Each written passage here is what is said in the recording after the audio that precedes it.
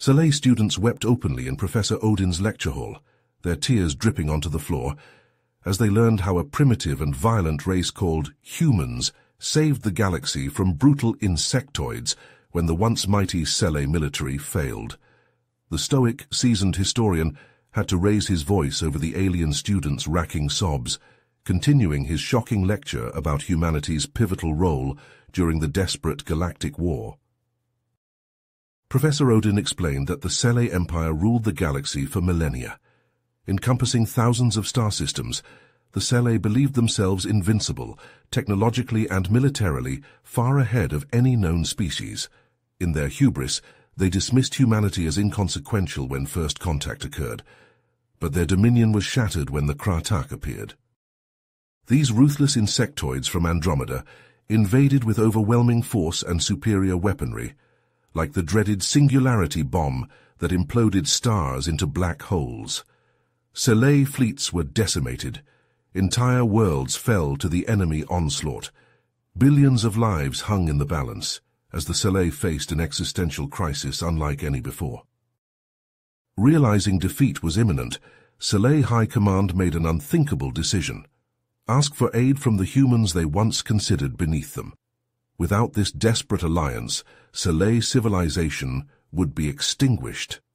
The fate of the galaxy itself rested on whether violent, technologically inferior humans could rise to this challenge. No one expected Commander Roger Tucker and his UEDF Special Forces to turn the tide. A mere human standing up to an insectoid empire? Absurd. But somehow, some way, Tucker's bravery and tactics would change galactic history forever. Professor Odin let that dramatic claim hang in the air, waiting for the hall's murmuring to subside. Professor Odin paused, his eyes sweeping over the stunned faces of his Sci students. The reveal of humanity's pivotal role in the war against the Kratak had left them reeling. Odin continued, his voice steady and clear. In a desperate bid for survival, the Sci High Command sent Ambassador Zilkor to Earth, hat in hand, to beg the humans for aid. Zilkor met with the leaders of the United Earth Government in Geneva, the birthplace of many historic treaties. The humans were initially skeptical, given the Sci's long history of dismissing them as inferior. Trust was in short supply on both sides. Odin paced the stage, his hands clasped behind his back, but the humans, in their wisdom, recognized the Kratak threat for what it was, an existential danger to the entire galaxy. They put aside their grievances and agreed to join forces with the Sci. The UEG formed the United Earth Defense Force, or UEDF, a military organization dedicated to fighting alongside the Sci against the Kratak menace. The professor tapped a button on his lectern, and a holographic map of the Antares system sprang to life above the stage. The Antares system was a crucial battleground in the war. The Kratak had established a heavily fortified base on one of the system's moons, using it as a staging ground for their attacks on Sci colonies. Odin zoomed in on the moon, revealing the sprawling Kratak fortifications. Enter Commander Roger Tucker, a decorated veteran of Earth's conflicts. Tucker was appointed as a Special Operations Commander within the UEDF, tasked with leading a team of elite human commandos on a daring mission to infiltrate the Kratak base. The hologram shifted, showing a group of human soldiers clad in advanced stealth armor. Using cutting-edge technology provided by the Sci, Tucker and his team slipped past the Kratak defenses and gained entry to the base. Once inside, they engaged the insectoid defenders in brutal close-quarters combat. The lecture hall filled with the sounds of simulated gunfire and explosions as the hologram played out the battle. The human commandos moved with a fluid grace, their tactics and adaptability clearly superior to the rigid Kratak warriors. Tucker's team fought their way to the base's central control room, where they managed to sabotage the defenses. This opened the door for the Sci fleet, which had been waiting in orbit, to launch a devastating assault on the now vulnerable Kratak forces. The hologram zoomed out, showing Sci warships raining fire down on the moon base. Kratak ships burned and broke apart under the onslaught, their formation shattering as they tried in vain to mount a defense. Odin turned back to his audience, his expression grave. The Battle of Antares was a turning point in the war. The Kratak suffered a crushing defeat, their forces in the system all but wiped out, and it was all thanks to the bravery and skill of Commander Tucker and his human commandos. The Sci students sat in stunned silence, struggling to reconcile this new information with their long-held beliefs about humanity. Jar, one of the most vocal critics of the humans, looked particularly shaken. Odin let the weight of the moment sink in before continuing. But the war was far from over.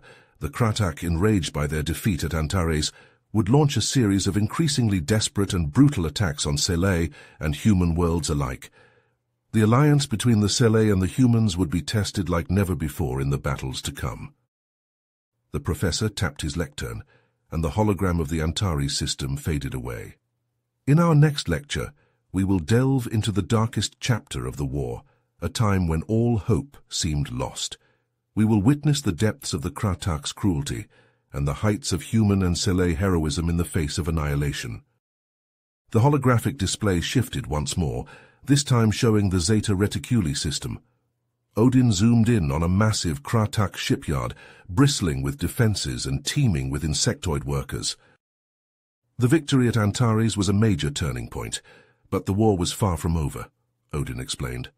The Kratak still had a stranglehold on many systems, and their shipyards were churning out new warships at an alarming rate. The Sci High Command knew that to have any chance of winning the war, these shipyards had to be destroyed. Odin brought up an image of Commander Tucker and his team. Tucker was tasked with leading a covert mission to infiltrate the Zeta Reticuli shipyard and plant explosives at key structural points. He handpicked 2 of his best men for the job, Lieutenant Jack Harrison, an expert in demolitions, and Sergeant Mike Thompson, a seasoned combat veteran.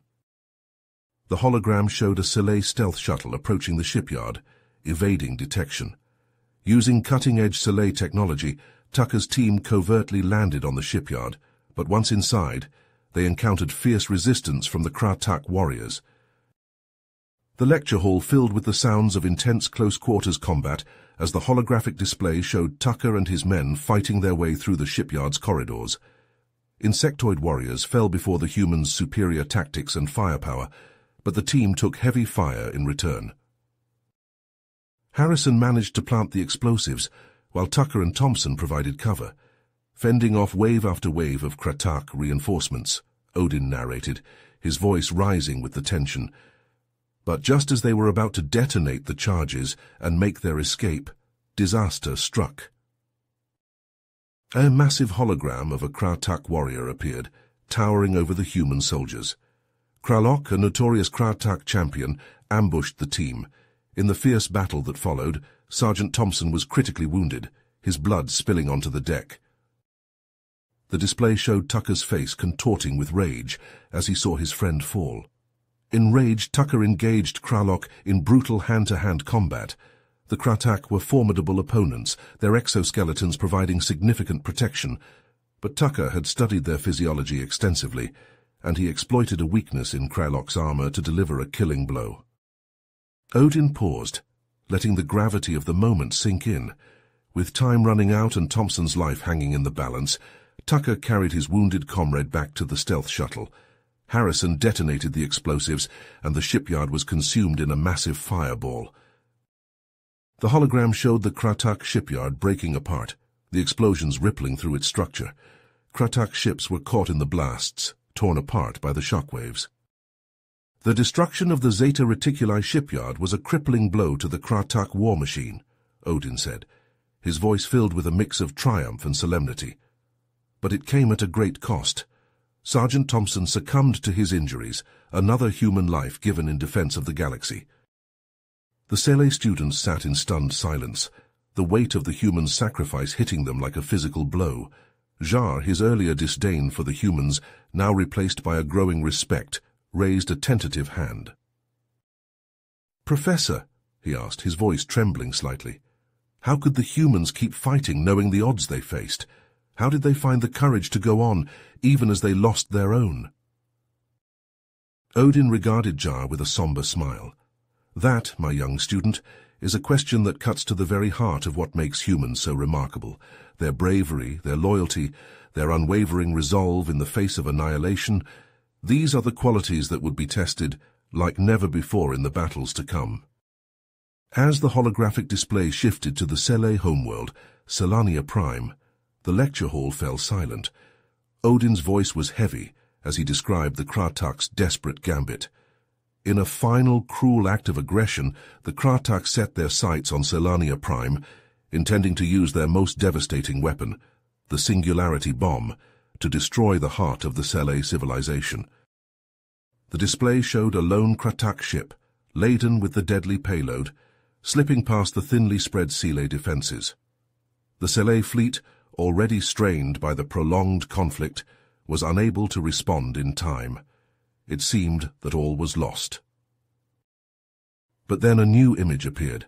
Commander Tucker and his team, standing alongside a squad of Sele Special Forces led by Commander Zorkan. In a last-ditch effort, Tucker and Zorkan volunteered to lead a joint mission to intercept the Kratak ship before it could reach Selania Prime. The display showed the combined human and Sele team boarding a captured Kratak shuttle, their faces set with grim determination. Using the shuttle as a Trojan horse, they managed to dock with the enemy ship undetected. Once on board, they split into two teams. Tucker, Harrison, and half of the Sele squad fought their way to the bridge, while Zorkan and the rest hurried to secure the Singularity Bomb. The lecture hall filled with the sounds of intense combat as the hologram depicted Tucker's team engaging the Kratak crew on the bridge.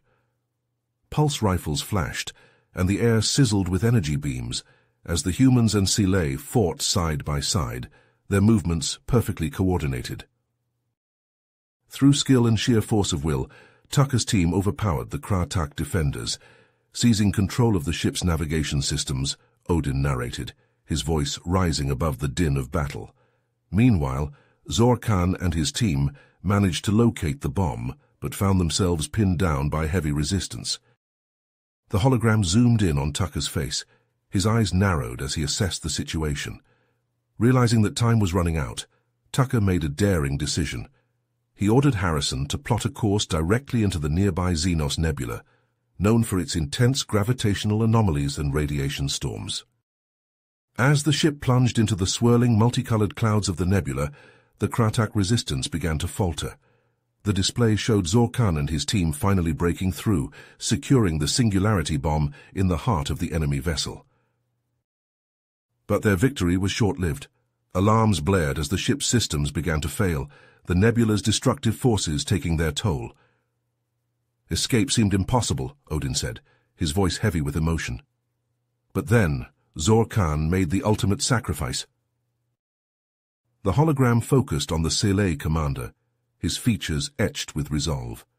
Using his advanced Sele physiology to withstand the nebula's effects, Zorkan volunteered to stay behind, ensuring the bomb's detonation. Tucker, Harrison, and the remaining Sele had no choice but to evacuate, their hearts heavy as they left their comrade behind. The display showed the team's life pods jettisoning from the stricken ship, mere moments before a blinding flash consumed the screen. Zorkan detonated the bomb, creating a massive singularity that swallowed the Kratak ship and a large portion of the nebula. Selania Prime and countless lives had been saved by the combined bravery and sacrifice of human and Sele heroes. As the echoes of Zorkan's sacrifice reverberated through the lecture hall, Professor Odin allowed a moment of silence to honor the fallen hero. The Sele students, their eyes glistening with a newfound respect for their human allies, leaned forward in their seats, eager to hear the next chapter in this epic tale. Colonel Tucker, his face etched with the weariness of countless battles, stood on the bridge of the UEDF cruiser Dauntless as it hurtled through hyperspace towards the besieged colony of New Eden. The Kratak, in a desperate bid to regain the upper hand, had launched a massive assault on the human settlement, catching the defenders off guard. As the Dauntless dropped out of hyperspace, Tucker's eyes widened at the sight before him. Dozens of Kratak ships swarmed around the planet, their hulls glinting in the light of the system's star. Plumes of smoke rose from the colony's surface, evidence of the fierce ground battle raging below. Sir, incoming transmission from the colony, Lieutenant Harrison reported, his fingers flying across the communications console. Mayor Jacob Thompson's face flickered onto the view screen, his features grimy and blood-streaked. "Colonel Tucker, thank God you're here," he panted, flinching as an explosion rocked the building behind him. "We're holding them off for now, but we can't last much longer." Tucker leaned forward, his eyes blazing with determination. "We're not going to let you down, Mayor. My troops are ready to deploy immediately. Hold the line. We're coming for you." As the transmission cut out, Tucker turned to his Sile counterpart, Commander Zorcal. "We need to get boots on the ground now. I'll lead the human contingent. You take charge of the Sile forces. We'll hit them from two fronts. Keep them off balance." Zorcal nodded, his mandibles clicking in agreement. "My warriors are ready, Colonel. We will fight alongside you as brothers in arms." Within minutes, dropships streaked from the Dauntless, carrying Tucker and his troops to the colony's surface. As they touched down amidst the chaos of battle, Tucker could see the beleaguered colonists fighting tooth and nail against the Kratak invaders. Men and women, some barely out of their teens, fired improvised weapons from behind hastily erected barricades, their faces etched with a grim determination. Tucker rallied his troops, his voice cutting through the din of battle. "Listen up, we're going to link up with the Colonial Defense Force and push these bastards back. Watch your fire, watch your backs, and let's show these bugs what happens when they mess with humanity." As the human and Sile forces joined the fray, the tide of battle began to turn. Tucker led from the front, his pulse rifles spitting death as he advanced through the war-torn streets. Mayor Thompson fought at his side, wielding a battered shotgun with a skill that belied his civilian status. "We've got to hold them here," Thompson shouted over the roar of gunfire, ducking as a plasma bolt sizzled overhead. "If they break through, they'll have a straight shot at the civilian bunkers." Tucker nodded, his eyes scanning the battlefield. "We'll hold them, Mayor. My troops are setting up choke points and kill zones. We'll bleed them dry before they ever reach those bunkers." The battle raged for hours, the human and Sile defenders fighting with a tenacity that matched the Kratak's ferocity.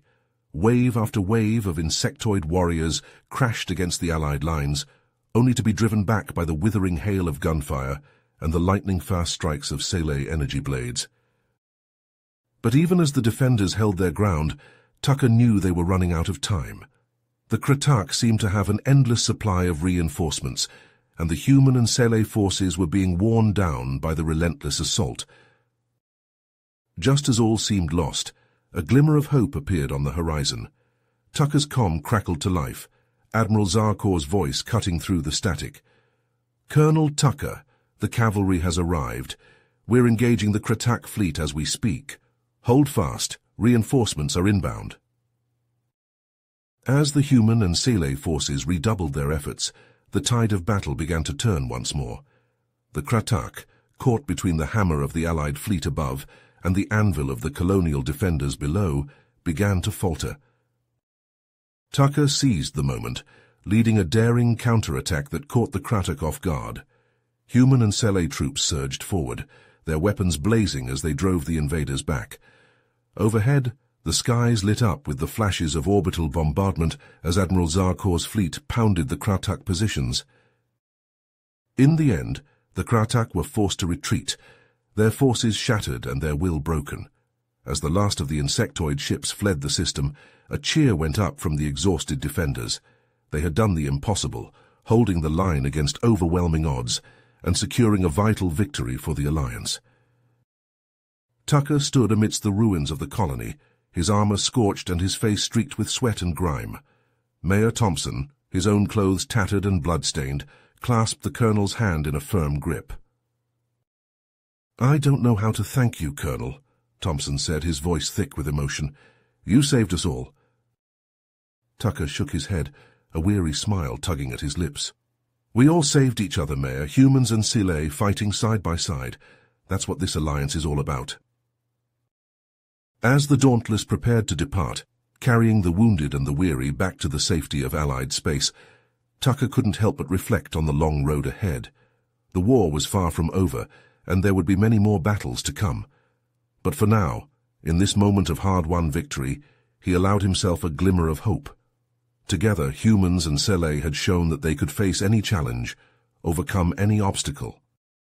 As the echoes of Zorkan's sacrifice reverberated through the lecture hall, Professor Odin allowed a moment of silence to honor the fallen hero. The Sele students, their eyes glistening with a newfound respect for their human allies, leaned forward in their seats, eager to hear the next chapter in this epic tale.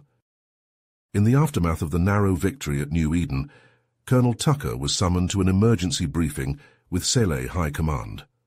Sele intelligence operatives had intercepted disturbing communications that pointed to a terrifying new threat.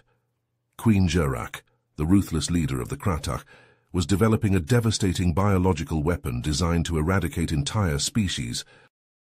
Tucker, his face still bearing the scars of the recent battle, listened intently as Admiral Zarkor outlined the mission. Colonel, we need your team to infiltrate the Kratak research facility on Zaxnar. It's a heavily guarded moon, but if Jurak succeeds in deploying this weapon, it could mean the end of the Sele and human races. Tucker nodded grimly, his eyes hardening with resolve. We'll get it done, Admiral, no matter the cost. Within hours, Tucker had assembled his team, a mix of battle-hardened human and Sele operatives. Among them were Korzan, a brilliant Sele tech expert, and Sergeant Emily Nguyen, a human demolition specialist with nerves of steel. As their stealth shuttle approached Zaxnar, Tucker briefed his team on the facility's defenses. Intel suggests the labs are deep underground, protected by a maze of tunnels and advanced security systems. We'll need to move fast and hit hard. The shuttle touched down on the moon's barren surface, and Tucker's team quickly disembarked. They made their way to the hidden entrance, a nondescript hatch set into a rocky outcropping. Korzan's nimble fingers danced across the access panel, bypassing the security protocols with ease. Tucker and his team reacted instantly, diving for cover as the drones opened fire. Pulse rounds and energy beams crisscrossed the tunnel, illuminating the darkness with deadly light. Nguyen lobbed a series of EMP grenades, the electromagnetic pulses frying the drone's circuitry and sending them crashing to the ground. Pressing forward, the team encountered Kratak guards, their insectoid forms bristling with weaponry. Tucker and his team engaged in a brutal close-quarters battle, their training and experience matched against the Kratak's raw ferocity. Korzan's hacking skills proved invaluable as he overrode security doors and turned the facility's defenses against their creators. As they delved deeper into the complex, the team stumbled upon evidence of the Kratak's horrific experiments. Glass tanks held the twisted remains of humans and Sele, their bodies warped by genetic manipulation. Tucker's stomach turned as he realized the depths of the Kratak's depravity. In the central laboratory, they found the biological weapon, a pulsating mass of engineered tissue that radiated an aura of malevolence. But before they could secure the weapon, a heavily armed Kratak force, led by General Krazok, burst into the room. Krazok, a towering figure enhanced with cybernetic implants, fixed Tucker with a baleful glare. "You're too late, human. The weapon is ready, and soon your pathetic species will be nothing more than a memory." Tucker's response was a hail of pulse rounds, the shots ricocheting off Krazok's armor. The general lunged forward, his razor-sharp talons slicing through the air. Tucker dodged and weaved, his combat knife flashing as he sought a weakness in Krazok's defenses. Around them, Tucker's team fought with desperate fury. Nguyen's explosives blasting holes in the Kratak lines, while Korzan's hacking skills sowed chaos among the enemy's ranks. But the tide of battle was turning against them, the Kratak's numbers threatening to overwhelm the small team. In a last-ditch effort, Tucker feinted left, drawing Krazok's attention. As the general's talons swept down, Tucker rolled right, coming up with an EMP grenade in hand. He slammed the device against Krazok's chest and dove for cover. The grenade detonated, the electromagnetic pulse shorting out Krazok's cybernetics. The general convulsed, his body jerking as the implants failed. Tucker pressed his advantage, driving his combat knife into a gap in Krazok's armor. The general slumped to the ground, his compound eyes dimming as life fled his body.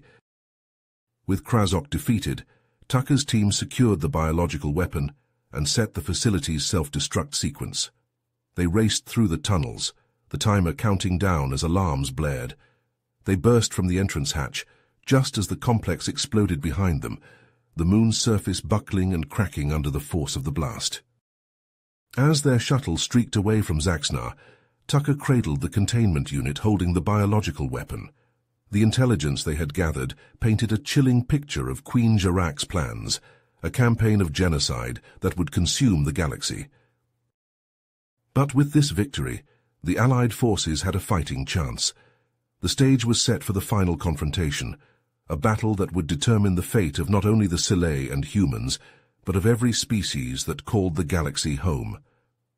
Tucker looked out at the stars, his resolve hardening. No matter the odds, they would face the Kratak threat head-on, united in their determination to protect the ones they loved and the worlds they called home. Professor Odin's voice took on a grave tone as he described the final desperate gambit of the Allied forces. With the knowledge of Queen Jarak's biological weapon, the humans and Selae knew they had to act fast. They launched a massive offensive, striking at the very heart of the Kratak Empire. The holographic display shifted, revealing a massive space fortress bristling with weapons. This was the Nexus, the central command station of the Kratak. Heavily fortified and guarded by their most elite warriors, it was the key to their entire military infrastructure. Odin zoomed in on a small group of ships approaching the Nexus. Leading the assault was Brigadier General Roger Tucker, now commanding a combined human and Selae strike force. The attack began with a diversionary raid led by Captain Alex Maverick Johnson and his squadron of human fighters. The display erupted with the flashes of intense dogfights as Johnson's squadron engaged the Kratak defenses. Pulse lasers and plasma torpedoes crisscrossed the void, lighting up the darkness of space. While the Kratak were distracted, Tucker and his team covertly boarded the Nexus using a captured supply ship. Among them were Zarnak, a master of Selae infiltration techniques, and Lieutenant David Bull Masterson, a human renowned for his prowess with heavy weapons. The scene shifted to the interior of the Nexus, a labyrinth of winding corridors and fortified chambers. Tucker and Zarnak moved swiftly and silently, their weapons at the ready. They headed for the command center, intending to capture Queen Jarak herself, Odin explained. Meanwhile, Masterson and the rest of the team worked to sabotage the station's power core, aiming to cripple the Kratak's military capabilities in one fell swoop. As Tucker and Zarnak navigated the Nexus, they were met with fierce resistance from the Kratak's elite guard. These genetically engineered warriors possessed strength and speed far beyond that of ordinary Kratak, their exoskeletons augmented with advanced technology. The Selae students watched in awe as Tucker and Zarnak fought in perfect unison, their movements fluid and precise. Tucker's plasma rifle flashed, burning through Kratak armor, while Zarnak's Selae energy blades sliced through the air, leaving glowing arcs in their wake. Just outside the command center, they faced their greatest challenge yet, Odin said, his voice low. A massive, heavily armored Kratak warrior known as the Behemoth. The hologram showed a towering figure, its carapace thick with interlocking plates of advanced composite materials. The Behemoth wielded a huge plasma cannon, the weapon glowing with barely restrained energy. Tucker and Zarnak exchanged a glance, a silent understanding passing between them. As the Behemoth charged, Zarnak leapt forward, his agility allowing him to dodge the creature's crushing blows. He darted in and out, his energy blades scoring deep cuts in the Behemoth's armor. Tucker, meanwhile, took aim with his plasma rifle, targeting the weaknesses that Zarnak's attacks had exposed. His shots were precise and powerful, burning through the Behemoth's defenses. In a final desperate move, the Behemoth lunged at Tucker, its plasma cannon glowing with deadly intent. But Tucker was ready. He sidestepped the blast and, in a fluid motion, brought his rifle up and fired a sustained burst directly into the Behemoth's exposed core. The creature staggered, its armor cracking and falling away. A final shot from Tucker's rifle pierced its heart, and the behemoth fell, the ground shaking with the impact. With the behemoth defeated, Tucker and Zarnak breached the command center, Odin continued. But what they found there was not victory, but a taunting message from Queen Jarak. A holographic image of the Queen appeared, her insectoid features twisted in a cruel smile. "You're too late," she hissed. "My plan is already in motion. The galaxy will burn, and from the ashes, the Kratak will rise supreme." As the message faded, alarms began to sound throughout the Nexus. Masterson's voice crackled over the comms. "Tucker, the power core is going critical. We've got to get out of here now." Tucker and Zarnak raced through the crumbling station, the corridors collapsing around them as explosions ripped through the Nexus's structure. They fought their way through the remaining Kratak, their weapons flashing in the dim emergency lighting. At the last moment, they reached the hangar bay where Masterson and the rest of the team were waiting in a captured Kratak shuttle. They leapt aboard, the hatch sealing behind them as the shuttle blasted free of the Nexus. The destruction of the Nexus was a crippling blow to the Kratak, Odin said, the holographic display showing the Allied fleet mopping up the remaining enemy forces. But with Queen Jarak still at large, and her final plan set in motion, the war was far from over. The galaxy itself hung in the balance, and time was running out. Professor Odin's voice dropped to a hushed whisper as he described the desperate race against time to stop Queen Jarak's final plan. The lecture hall was silent, every Sele student leaning forward in rapt attention. In the chaotic aftermath of the Nexus's destruction, Tucker and his team worked feverishly to uncover the details of the Queen's ultimate gambit, Odin said, his eyes gleaming with intensity. Sele intelligence operatives, sifting through the wreckage of the Kratak command station, intercepted a coded transmission that chilled them to their core. The holographic display flickered, revealing a star map with several pulsing red points.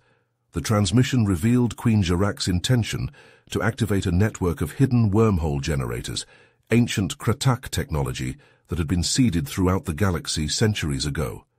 These generators, when activated, would create a web of wormholes allowing the Kratak to bypass the Allied defenses and strike directly at the heart of both the human and Sele species, Earth and Solania Prime. Tucker's face appeared on the display, his features hardened with determination. Tucker knew that if the Queen succeeded, it would mean the end of everything they had fought for. Billions of lives hung in the balance. He had to act fast. Odin waved his hand, and a new set of images appeared, showing a group of battle-hardened warriors from both species. Tucker rallied Omega Squad, a small but elite task force comprised of the most skilled human and Sele soldiers. There was Calmore, the Sele sharpshooter who could hit a target from a mile away. Sergeant John Reaper Simmons, a human close-quarters combat expert who had honed his skills in the blood-soaked corridors of the Nexus. And Torzak, a Sele demolition specialist with a genius for destruction. The display shifted, showing Omega Squad gearing up in a hangar bay, checking weapons and strapping on armor. Their mission was clear, Odin said, his voice ringing with urgency. Locate and destroy the wormhole generators before the Kratak could activate them. Failure was not an option. The first image showed a frozen, desolate landscape, wind whipping across icy plains.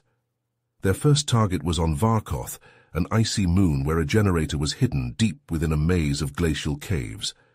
Omega Squad, braving sub-zero temperatures and treacherous crevasses, fought their way past Kratak patrols and automated defenses.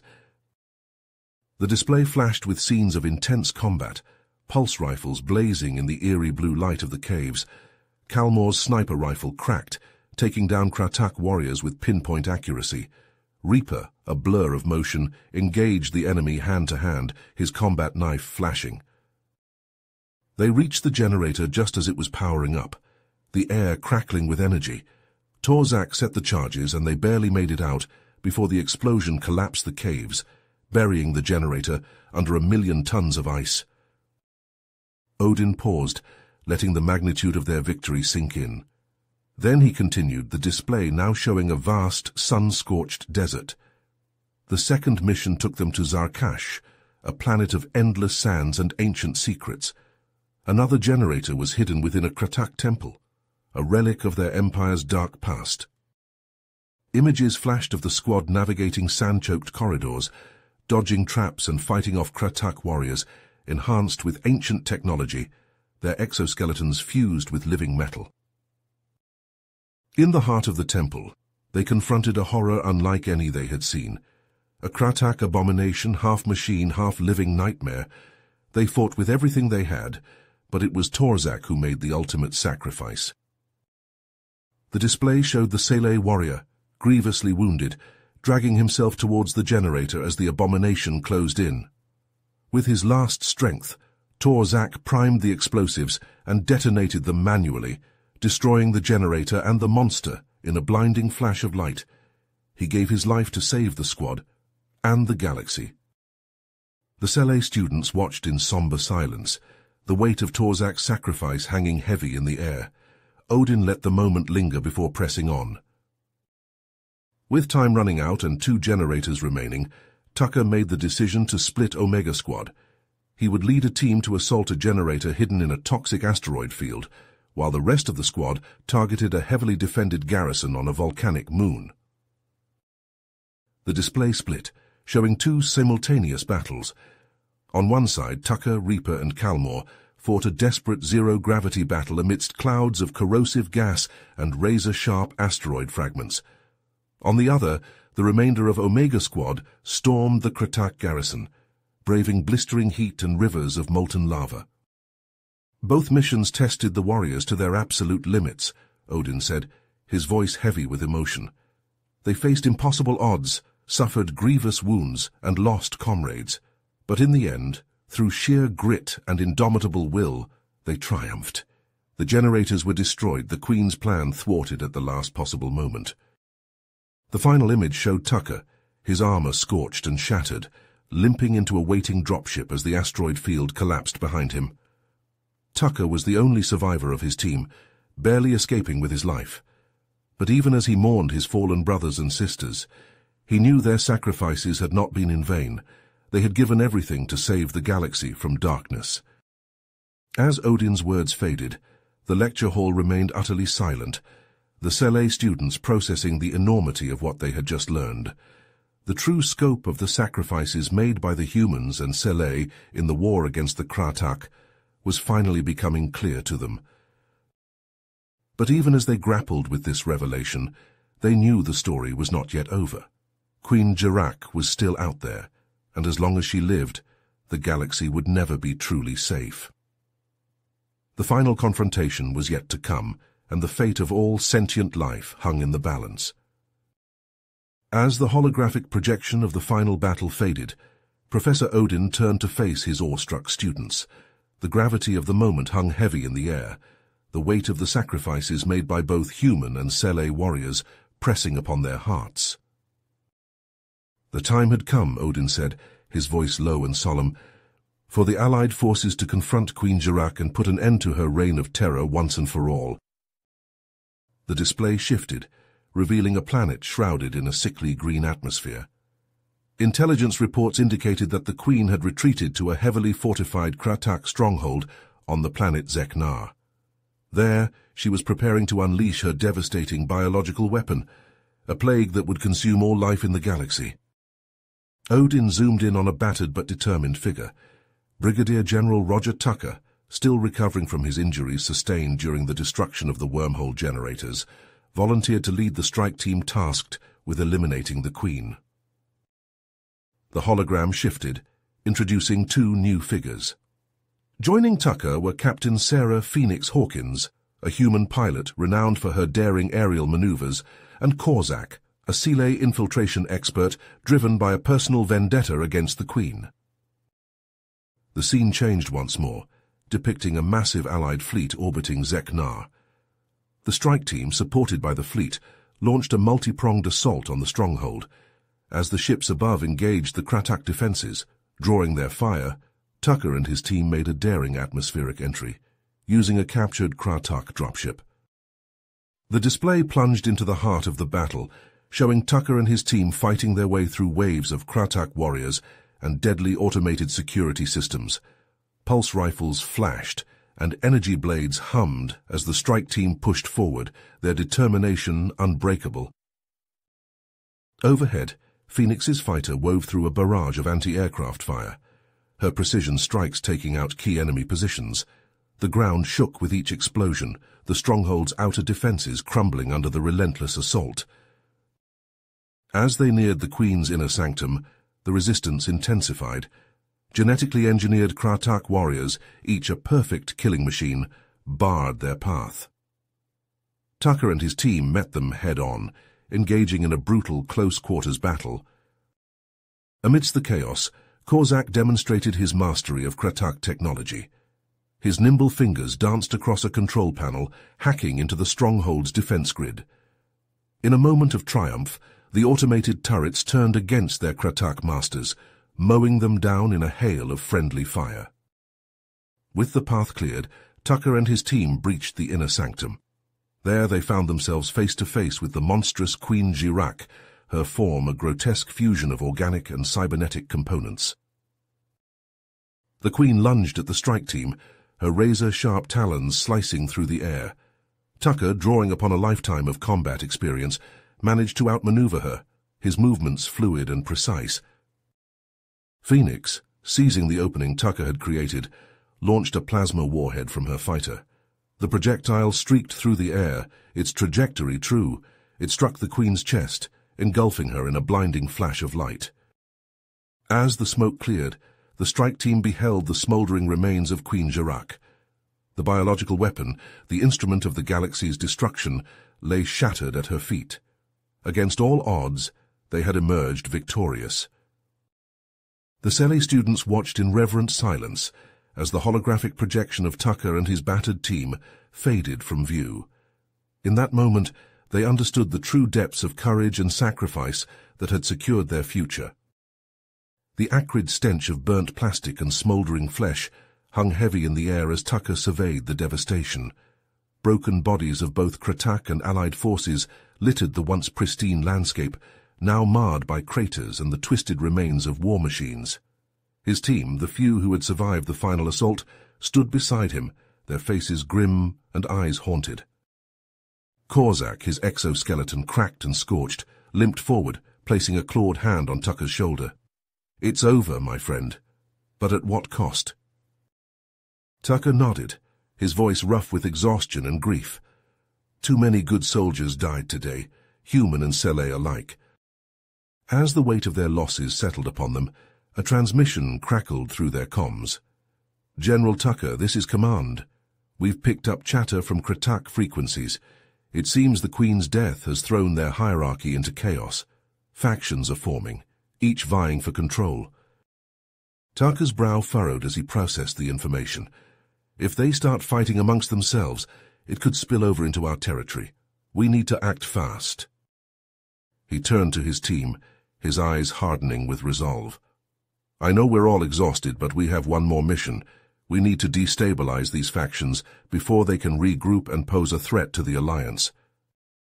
Phoenix, her once gleaming armor now dull and battered, stepped forward. "We're with you, Tucker, till the end."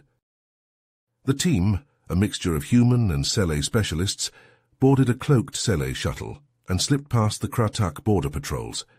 Using intel gathered from intercepted transmissions, they targeted key warlords, striking swiftly and silently.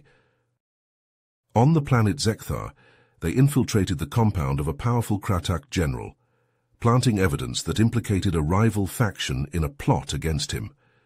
As the general's forces clashed with those of his rival, Tucker and his team moved on to their next target. They sowed discord and confusion among the Kratak, exploiting the fractures in their society.